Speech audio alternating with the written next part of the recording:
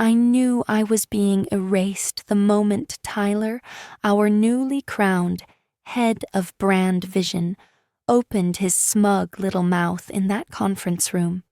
He strolled in like he'd just descended from Mount Olympus, venti cold brew in hand, wearing a blazer so tight it could have doubled as a blood pressure cuff. "We're reinventing everything," he declared, clicking through slides I had personally assembled 3 years ago. Not a nod to the team. Not a single acknowledgement of the legacy he was bulldozing. Then came the line, the one that still makes my throat burn. "Let's just keep the background noise to a minimum today." He smirked, looked right at me, and moved on. I didn't say a word, just nodded like a good little ghost in the corner. But in that moment, something shifted. Not rage, not tears. Something sharper, cold and familiar. The kind of clarity that arrives when you realize no one's coming to save you, and you don't need them to. Most people won't believe how fast you can be written out of your own story. I was here before Tyler ever knew the name of the product he's now reimagining. I built that brand from a blank slide deck and an inbox full of maybes. While the CEO, his father, was juggling 3 failed ventures and praying this one stuck, I worked late nights crafting the language, the look, the soul of what we now sell to Fortune 500s. And because I never demanded attention, because I never wanted the spotlight, just results, I became invisible the moment they didn't need a fixer anymore. Tyler wasn't the problem. He was the symptom. Hey, if you're still listening, and if you've ever been the one doing all the work while someone else takes the mic, hit that subscribe button and like the video. It helps more than you know, and it keeps stories like this alive for the folks who need to hear them. Back in that room, I watched as he butchered the brand voice I'd refined over countless client calls, replacing it with buzzwords and breathless hype. "Let's go full disruption," he said, like he'd just discovered a new flavor of yogurt. I counted 3 factual errors in his pitch. Not that anyone cared. The board was too busy nodding along, drunk on the charisma of nepotism. He could have farted into the speakerphone and someone would have called it innovative. Afterward, I walked straight to the elevator without speaking to anyone. A junior copywriter tried to catch my eye, maybe to say sorry with a look. I didn't return it. I wasn't angry. I wasn't surprised. I was already writing myself out of their narrative and back into mine. That's the thing about being overlooked long enough. You start moving like a shadow, unnoticed, but always present. By the time I reached my office, the heat in my cheeks had cooled. I opened my laptop and began removing myself from project folders, quietly, without drama. I unsynced shared drives, declined all calendar invites for the upcoming rebrand sprint, scheduled out-of-office replies with no return date. It was surgical, clean. Let them notice, or not. They thought they were done with me. But what they forgot, what even I hadn't remembered until that exact afternoon, was that long before there were VCs or boardrooms or even an LLC, there was a little form I filled out on a rainy Tuesday. A form I paid for with my own credit card. A filing number I hadn't thought about in years. Trademark file, Dermk 291. The office smelled like cheap cologne and lavender sanitizer that morning, and somehow that felt fitting. Tyler had printed out massive mood boards overnight, plastered them in the main corridor like the walls were his personal Pinterest shrine. Gen Z forward, someone whispered. Tyler Core, I thought. No one asked where I was. No one asked why I wasn't in the strategy meeting or why my name had vanished from the shared deck.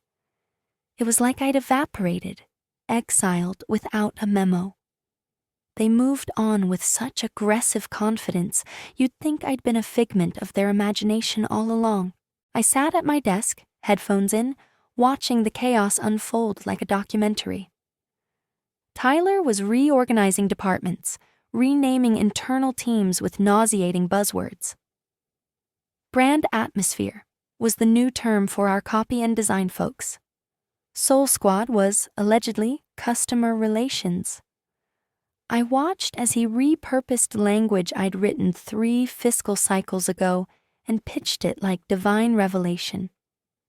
I didn't correct him. I didn't ping the group thread.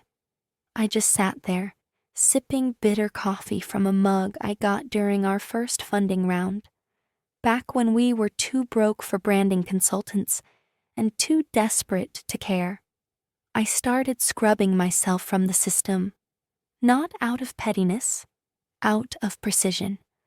Removed my admin privileges from the dam, pulled my name from legacy brand guidelines, deleted 3 internal wiki entries that still had my fingerprints all over them. If I was a nobody, then let's give them the full experience. Let's see how well they manage without the ghost that's been holding their house together.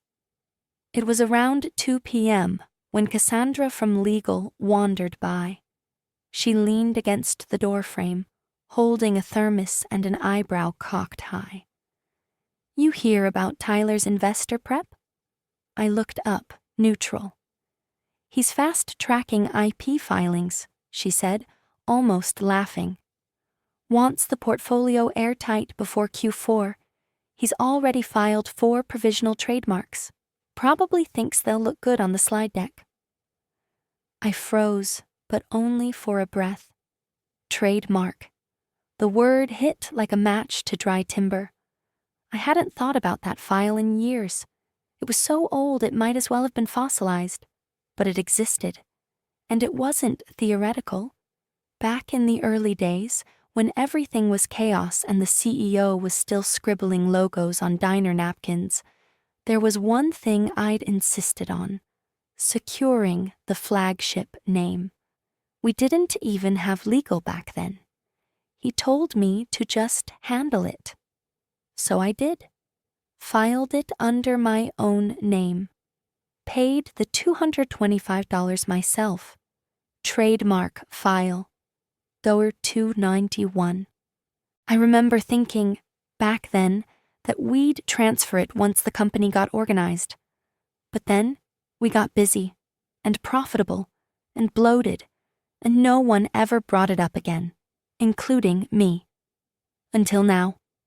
I opened my browser, hands weirdly steady, navigated to the USPTO portal like muscle memory, typed in the file number, waited, and there it was. Black ink on white screen. My name. My address.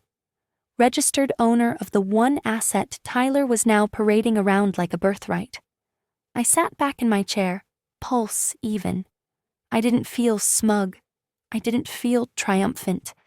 I felt settled, like finally remembering where you left the spare key after locking yourself out. I didn't tell anyone. Not yet. Instead, I clicked print. Just 1 page. The title, the ownership line, the date. And I placed it carefully in the bottom drawer of my desk under an old notebook labeled "Just in Case." The next morning, I skipped the office. No sick day, no OO notice, no dramatic exit message. Just silence. I sat at my kitchen table in an old sweatshirt, legs tucked up, coffee going cold, while the cursor blinked in front of me on the USPTO website. It was almost too easy, like the government never expected anyone to actually find what mattered. I typed in the serial number again, just to be sure I hadn't imagined it yesterday. Trademark file owner 291, submit. There it was, registered 6 years ago. Owner, me. Not the company, not the CEO, not even a licensing clause. Just my name, in crisp digital ink, wrapped around the most valuable piece of intellectual property that company had ever touched. They'd built their entire identity, salaries, pitches, valuation, clout, on something that legally belonged to a woman they now treated like a forgotten keystroke. I stared at the date, April 19th. God, I remembered it now. I'd filed it from my secondhand Dell in the break room while the others were out cold-calling prospects from a folding table. Back when we still ordered lunch with coins, the CEO had laughed, "Just file it under your name. We'll clean it up later." But then we got funding, then meetings, then real offices. Later, disappeared. So it sat there, untouched, waiting. I hit print. Not the full record, just the essentials. First page, registration number, owner, date, clean and simple. It came out of my old HP like it was spitting out a receipt for destiny. I let the paper sit on the tray for a minute before picking it up. It felt heavier than it should have, not weight-wise, consequence-wise. This wasn't revenge, not yet. It wasn't even a threat. It was proof, a quiet, irrefutable truth. I slipped it into a plain manila folder, no labels, no sticky notes, just the page tucked neatly between two sheets of blank paper. Then I walked it upstairs and slid it into the black file cabinet in my home office. The one where I kept birth certificates, my passport, a couple of thank you notes from clients who still remembered the launch that put them on the map. I put it in the back, fourth drawer down, locked it. Then I sat back in my desk chair and let the quiet wash over me. Not the bitter kind, not the hollow silence of being ignored. No, this was the good kind. The kind where you remember you have time, that you're not rushing anymore, that the wheels are already turning, and you're the only one who knows they're moving. Tyler could keep staging his digital circus. He could keep tweeting half-baked slogans and painting over everything I'd built with matte black ego. That was fine, because I had something he didn't even know existed. And when the time came, I wouldn't raise my voice. I wouldn't scream for credit. I'd simply open the drawer and hand them their own history, signed by the nobody. Tyler's brand revolution dropped like a bass line at Coachella, loud, over-designed, and desperate to trend. The office was suddenly a splash zone of gradient logos, lowercase Helvetica, and cringe slogans like "Disrupt with Heart." They stripped the original branding from every document, presentation, and email signature like it was an X they were scrubbing from their timeline. Even the mugs in the break room got replaced with the new design, matte black, naturally. I watched the live stream from home. He'd set it up like a TED Talk, with backlighting that made his teeth glow, and a stage presence that screamed, "Tech Messiah in training." "Today marks a new era," he said, pausing like he expected applause from the interns monitoring the chat. "We own our voice. We own our future. We own this brand." That last part? That's when I smiled. I didn't need to watch the rest. He rambled on about investor confidence and emotional resonance like he was pitching self-help with a side of stock options. It didn't matter. I already knew what was coming. Because while Tyler was busy filming himself in front of LED panels and sound bites, Legal was busy doing what legal does, cleaning up after the hype. And that's where things got interesting. It started with a message buried inside a reply-all thread. Legal had begun submitting the new filings to match the flashy brand overhaul. Fast-track service, expedited review, cover letters from junior associates with desperate typos. But one email from Cassandra, dry, bullet-pointed, clinical legalese, TM, Cut through the noise. USPTO flagged conflict. Existing trademark file on record for original mark. Registered under an individual, not the company. 3 minutes later, someone from compliance chimed in. Owner mismatch. Need confirmation of transfer or assignment. Anyone have documentation? Silence. Then, who filed the original? Another pause. Then the message that froze the entire thread like an elevator between floors. Owner, her name, my name, spelled perfectly. Still attached to the mark that held the heart of everything they were trying to repackage. I sat on my couch, the printed page still locked in the file cabinet, untouched. Didn't need to touch it. Didn't need to remind myself it was real. The system was doing the reminding for me now. The son had claimed ownership like it was a mood board concept. He thought branding was just fonts and filters. But branding is law. Branding is blood and paper and timestamps. And the law still had my name at the bottom of the most important page in their portfolio. No emails came my way that day, no calls, not yet.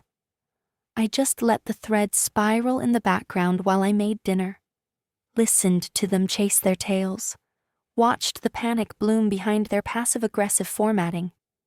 It's funny how loud silence becomes when people realize they need the one person they tried to erase. So I waited, and I smiled again. By Thursday, the walls started whispering. Not literal whispers, but that suffocating hum of panic humming through a corporate Slack when too many people go silent at once. The investor call had been scheduled for weeks. Big names, big money, the kind of names that made the CEO's hand tremble when he signed NDAs. This was supposed to be Tyler's victory lap. His look, Dad, I didn't burn it down moment. But investors don't invest in vibes. They invest in assets. Verifiable, clean, well-documented assets. And when someone from Ridgefront Capital asked for trademark confirmation on the brand being relaunched, they expected one thing: a simple certificate showing corporate ownership, no strings, no surprises. Instead, legal hit a wall. I imagine it started as a mild inconvenience, just another, oh, the paperwork didn't get processed, we'll fix it, kind of thing. But then came the second look, the archive dig, the cross-checking of the government's IP portal. Then came the email, the one that triggered the 8 a.m. Emergency meeting in conference room B, blinds closed, phones silenced. They pulled the file. They printed the record. One name sat on the ownership line. Mine. Not Tyler's. Not the CEO's. Not even the company's. Just mine. Like it always had been. No one had ever filed the transfer paperwork. No one had even thought to ask. They were so busy building slide decks and chasing hashtags, they forgot to lock the foundation. And now, the cracks weren't just visible, they were gaping. The CEO, I'm told, went sheet white. Cassandra later told me he kept muttering, "How the hell did this happen?" as if the file had appeared through witchcraft. Tyler, on the other hand, reportedly got loud, accused legal of incompetence, asked if they could just override it, which tells you everything you need to know about how he thinks the world works. They spent 4 hours in that room, calling in consultants, combing through old inboxes, digging through Dropbox folders from 6 regimes ago, searching for any proof, any thread, that they'd reassigned ownership legally. They didn't find it, because it didn't exist. What did exist was a single-page document with my name on it, filed 6 years ago, dated and stamped, surviving every reorg and board shuffle like a roach under a golden boot. By mid-afternoon, word started leaking. Not loudly, just sideways glances, locked doors, the subtle scent of sweat behind closed meetings. Funding was paused, not denied, just paused, which in our world meant death by calendar. The investors had asked for clarity. What they got was a shrug, a printer jam, and a name none of them recognized, but all of them now wanted to meet. Mine. I didn't go to work that day. I didn't need to. My presence was already haunting the place like an unpaid debt. Let them stew. Let them explain to their potential backers why the house they claimed to own sits on a deed they forgot to read. The house of cards didn't fall. Not yet. But you could hear it sway. The room smelled like fear and printer toner. Cassandra told me later they'd called the meeting for 7:30 sharp, which meant only one thing: damage control. The kind that couldn't wait for business hours.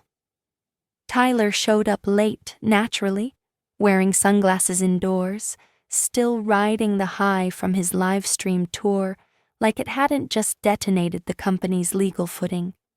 He walked in like he was about to be congratulated. He had no idea the knives were already out. The CEO stood at the head of the table, tie crooked, jaw working side to side like he was grinding down his molars. The executive team flanked him, but no one looked at each other. The air was stale with withheld questions. Someone was breathing too loudly. No one dared be the first to speak. Finally, the CEO broke the silence, staring directly at the head of legal. "Who," he said slowly, "owns the trademark?" Cassandra didn't flinch. She didn't clear her throat or shuffle papers. She just looked him dead in the eye and said, "Her, from the original filing, file number 291. Silence, the kind that smothers. Tyler blinked. "Wait, what do you mean, her?" "She filed it in 2017, Cassandra said, flat as a court transcript. "Before the company was incorporated. At your request, I assume." "But he started, turning to his father, hands fluttering like he could wave the truth away. "I just filed the new marks. I've got pending applications." "That doesn't matter," someone muttered from the far end of the table. The CEO's face didn't move, just his fingers, tapping once, twice on the mahogany table, then still. He looked down at the folder legal had handed him and opened it with the care of someone diffusing a landmine. His eyes flicked to the bottom of the page, then back up. And for the first time since I'd known him, I think he genuinely forgot how to speak. My name stared back at him. Clear, centered, verified by the United States Patent and Trademark Office. Not an opinion, not a misunderstanding, just fact. "You said you handled all the filings," the CEO said, not shouting, not even raising his voice, just low and cutting. I did," Tyler stammered, shrinking an inch with every syllable. "I mean, I assumed it was all under the company's IP. I thought—" "You thought wrong," the CEO said, still not looking at him. Another silence, thicker now. No one wanted to move. You could feel the shift, not loud, not messy, just tectonic. The authority Tyler had strutted in with began leaking out of him like a punctured can of soda. Every executive in that room recalibrated their mental org chart in real time. They didn't say my name, but they didn't need to. I wasn't in that room, but my shadow was, sitting in every corner, burned into every printed page, echoing through every legal email, all from a decision I made in a cramped break room when no one was paying attention. The CEO closed the folder, slow and deliberate, like sealing a coffin. Then he said the final line before ending the meeting. "Get her on the phone. The subject line just read, "We need to talk." No greeting, no sign-off. Just 5 words from the man who hadn't spoken directly to me in over a year. The same man who once called my work invisible glue, back when we were still crammed into a shared co-working space with stained beanbags and a vending machine that only took coins. I stared at the message for exactly 1 minute, then minimized the window. I didn't reply. Not yet. Instead, I opened my file cabinet, 4th drawer down, pulled the manila folder, slid out the document, the certified time-stamped proof of ownership. I scanned it again, not because I needed to, but because holding it reminded me I wasn't crazy. I hadn't imagined the years I put in, the choices I made, the value I created. This wasn't some vendetta. It wasn't even personal. It was just mine. I opened a new message, attached the PDF. No subject line, no explanation, no emojis. No passive-aggressive, per my last email, just the document. Let him draw his own conclusions. I hit send. 3 hours passed. Then the second email came in. Name your conditions. No threats. No bargaining. Just that. And for the first time since all this started, I leaned back in my chair and smiled. Not out of spite, but relief. They'd finally remembered who I was. I opened a fresh draft and typed out 3 bullet points. Not demands, not revenge, just terms. Formal transfer of trademark file. $291 back to the company, with full acknowledgement of original ownership. 5% equity in perpetuity tied to the brand division. Not a payout, a stake. My title restored, but not in name. I wanted executive-level oversight. I wanted a seat at the table I helped build. I read them twice. No fluff, no threats disguised as professionalism. Just clean terms backed by clean paperwork. Then I sent it, and closed my laptop. No victory lap, no champagne, no texting ex-co-workers to say, "I told you so." Just silence. Because this wasn't about being right. It was about being seen. They flew me in on the company's dime, first class, of course. The irony wasn't lost on me as I stepped off the jet bridge. The same woman they'd once labeled non-essential, now being chauffeured in a black sedan, with my name on a tablet and bottled water waiting in the cup holder. I didn't ask for any of it. I hadn't even said yes to the offer yet. But the meeting was happening, with or without my voice, and they knew better than to exclude me now. The boardroom hadn't changed. Still sleek, still sterile, still trying too hard to look like the future. Except this time, the energy was different, tense. Like everyone was waiting for someone to drop a glass just to break the silence. They'd already placed the documents neatly in front of each chair. Legal had done their part. Cassandra gave me the slightest nod as I took my seat. She didn't smile. She didn't need to. The CEO sat across from me, older than I remembered, or maybe just smaller. No preamble, no apology, just business. He opened the meeting with a few lines about alignment and restoring integrity, the kind of vague language you use when you want credit for cleaning up the mess you created. I didn't interrupt, didn't even blink. I let him flounder in his own script while my conditions, printed in 12-point font on the official agenda, spoke louder than he ever could. They went line by line. The trademark would be reassigned to the company under formal legal transfer, acknowledging my original ownership. The equity clause was accepted without a single counteroffer. 5%, locked, tied to the brand division in perpetuity. The final line simply read, "Strategic partner, brand integrity, A title with no ceiling, no expiration date, no one clapped, no one dared. I signed last. Just one signature. Same name that had lived on file number 291 all these years, now engraved into the future they tried to gatekeep. I didn't say much during the meeting. When asked if I had anything to add, I shook my head. Let the ink do the talking. Tyler's chair was conspicuously empty. Rumors were already circulating. Some say he'd taken personal leave, others that he was transitioning to a consulting role, the corporate version of a mercy kill. I didn't ask. I didn't need to know. His absence said more than any exit memo could. When the meeting ended, the CEO offered a handshake. I took it, not out of respect, out of ritual. After everyone filed out, I stayed a moment longer, staring at the leather-bound folder containing the signed transfer documents. 6 years ago, they didn't think it mattered who filed the trademark.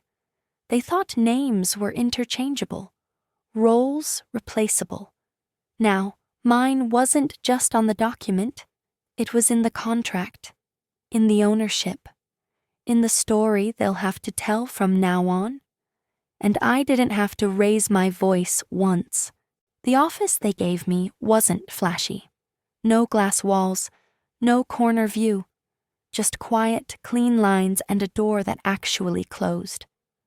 Which, after 6 years of open concept chaos and forced collaboration lounges, felt like royalty. It smelled like paper and lavender oil. Someone from facilities must have tried to soften the space, not realizing I didn't need comfort. I needed clarity, space to think, and a place to put one very important frame. It hung behind my desk, slightly off-center. No gold trim, no dramatic lighting. Just a simple black frame housing a single piece of paper. Trademark filed on the 291. Certified copy. Filed April 19th, 6 years ago. Owner, me. It looked like nothing to anyone who didn't know the story. Just another government document. Bland. Bureaucratic. But to me, it was the foundation stone. The receipt for every late night. Every quiet contribution. Every ignored email. Every seat I was never invited to sit in. On my 3rd day in the new role, a junior brand analyst, nervous, new, probably no older than the trademark itself, stepped into my office holding a notepad. "Sorry, she said, pointing at the frame. "What's that?" I didn't look at her right away. I just took a breath, the kind that fills a room without needing sound. Then I turned to face her and said simply, "That's the moment they found out who I was." She blinked, nodded, jotted something down, even though it wasn't really a note. Then she left, quietly. That was the thing about recognition. You didn't need to demand it when it finally arrived on its own. The days got quieter after that. No more scrambling to justify my role. No more being left off the invite list or edited out of deliverables. The board still met. The CEO still postured. But now there was a pause when my name came up. A beat of respect. Not because I threatened them. Not because I tore it all down. But because when the storm hit, I was the only one holding the deed.